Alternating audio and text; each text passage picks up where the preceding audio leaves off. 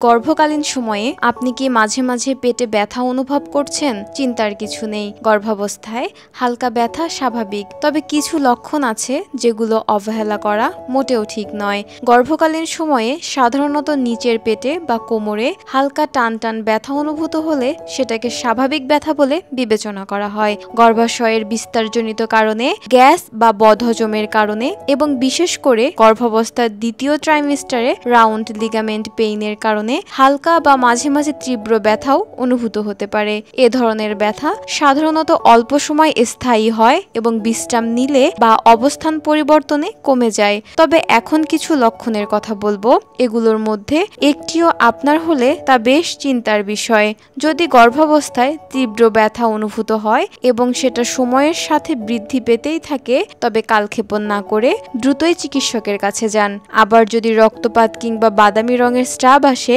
তবে তা বেশ চিন্তার বিষয়।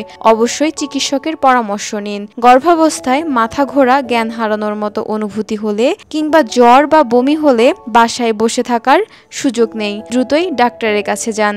গর্ভাবস্থায় দ্বিতীয় বা তৃতীয় ট্রাইমেস্টারে গর্ভের শিশুর নড়াচড়া অনুভূত না হলে কিংবা শিশুর নড়াচড়া বন্ধ হয়ে গেলে দ্রুতই অভিজ্ঞ চিকিৎসকের শরণাপন্ন হন। এগুলো হতে পারে গর্ভপাত, অ্যাক্টোপিক প্রেগন্যান্সি বা প্লাসেন্টা সংক্রান্ত জটিলতার ইঙ্গিত। ব্যথা হলে কিছু টিপস অনুসরণ করলেই আপনি বেশ আরাম পেতে পারেন। পর্যাপ্ত বিশ্রাম নিন, পর্যাপ্ত পানি পান করুন, ভারী কাজ এড়িয়ে চলুন, গরম পানির হালকা সেক দিন।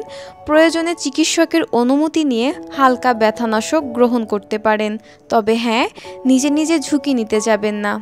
মনে রাখবেন, আপনার গর্ভাবস্থা আপনার জন্য অত্যন্ত গুরুত্বপূর্ণ সময়। সুতরাং আপনার শরীরে যে কোনো অস্বাভাবিক পরিবর্তনকে গুরুত্ব দিন। মনে রাখবেন, কেবলমাত্র আপনার সুস্থতাই পারে একটি সুস্থ শিশুর জন্ম দিতে।